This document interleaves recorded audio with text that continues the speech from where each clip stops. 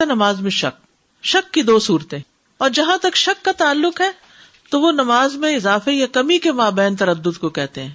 یعنی تردد یہ ہے کہ زیادہ پڑی ہے یا کم پڑی ہے. اس کی مثال یہ ہے کہ آیا اس نے 3 رکعت ادا کی ہے یا 4. اس صورت کی 2 حالتیں ہیں. نمبر 1، کسی ایک چیز پر یقین ہونا. زیادتی یا کمی میں سے کوئی ایک پہلو زیادہ راجح ہوگا. جو پہلو اسے راجح معلوم ہو اس بنا پہ نماز مکمل کر لے اور سلام پھیرنے کے بعد سجدہ سہو کرے.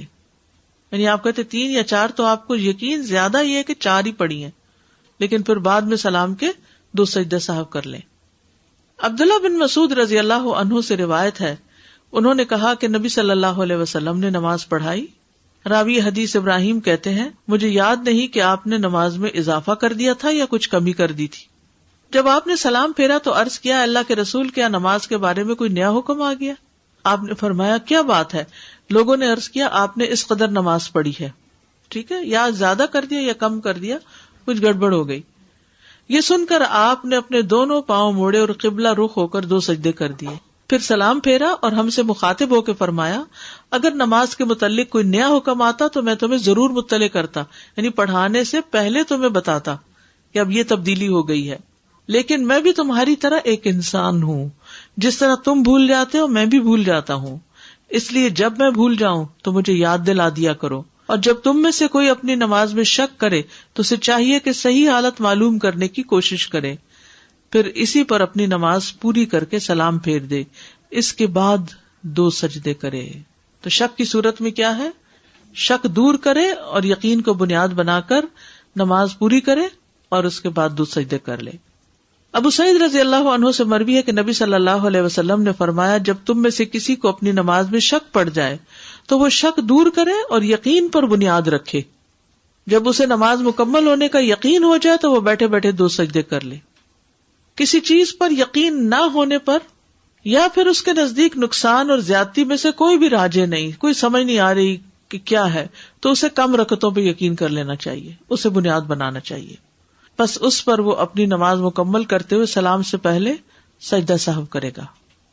اس کی مثال یہ ہے کہ ایک شخص نے ظہر کی نماز ادا کی، 3ری رکعت میں اسے شک ہوا کہ آیا وہ 3ری رکعت میں ہے یا 4تھی میں.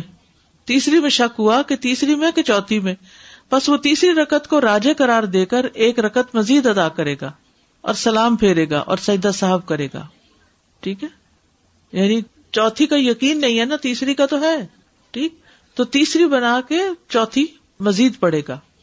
کم پر بنیاد رکھنا اور رکعت پوری کر کے سلام سے پہلے سجدہ کرنا. ابن عباس سے مروی ہے کہ ایک مرتبہ عمر رضی اللہ عنہ نے ان سے پوچھا اے لڑکے کیا تم نے رسول اللہ صلی اللہ علیہ وسلم سے یا آپ کے کسی صحابی سے یہ مسئلہ سنا ہے کہ اگر کسی آدمی کو اپنی نماز میں شک ہو جائے تو وہ کیا کرے؟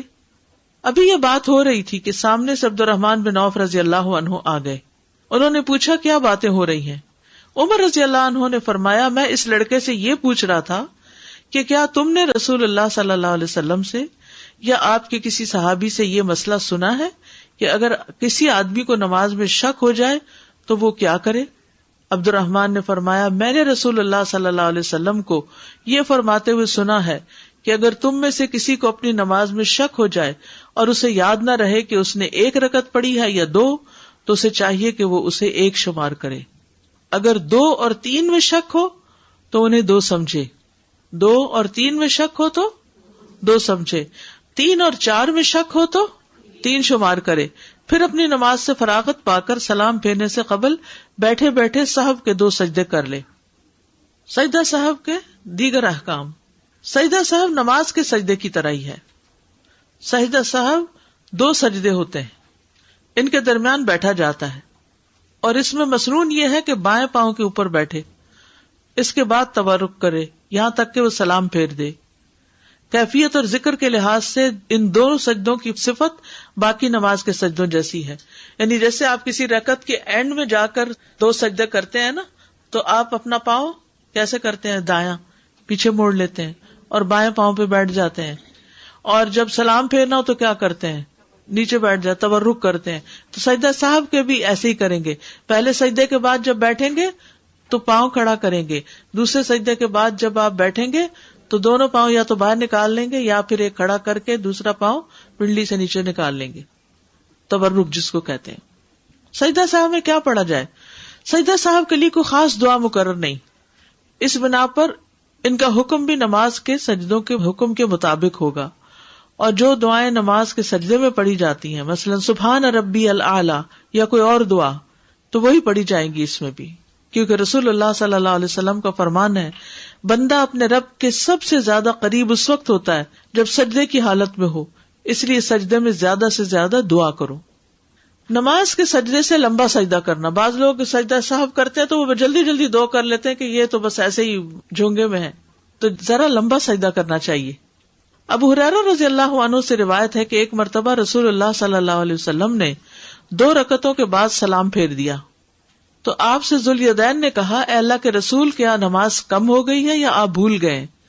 رسول اللہ صلی اللہ علیہ وسلم نے حاضرین سے پوچھا، کیا ذوالیدین نے ٹھیک کہا؟ لوگوں نے عرض کیا، جی ہاں.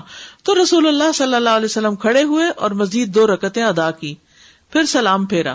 اس کے بعد اللہ اکبر کہا اور پہلے 2 سجدوں کی طرح یا اس سے طویل سجدے کیے اور اپنا سر اٹھایا. یہ اہم بات ہے، آخری جملہ، پہلے 2 سجدوں کی طرح یا اس سے زیادہ طویل سجدے کیے پھر سر اٹھایا. نفل نماز میں بھی سجدہ صاحب کرنا ہوتا ہے، صرف فرائض میں نہیں ہے یہ. ابن عباس نے اپنے وتر کے بعد صاحب کے 2 سجدے کیے. سلام کے بعد اگر گفتگو کر بھی لی تو بھی سجدہ صاحب کر سکتے ہیں. عبداللہ بن مسعود سے روایت ہے کہ نبی صلی اللہ علیہ وسلم نے سلام اور گفتگو کے بعد صاحب کے 2 سجدے کیے. جگہ سے اٹھنے کے بعد بھی واپس آ کر سجدہ صاحب کرنا.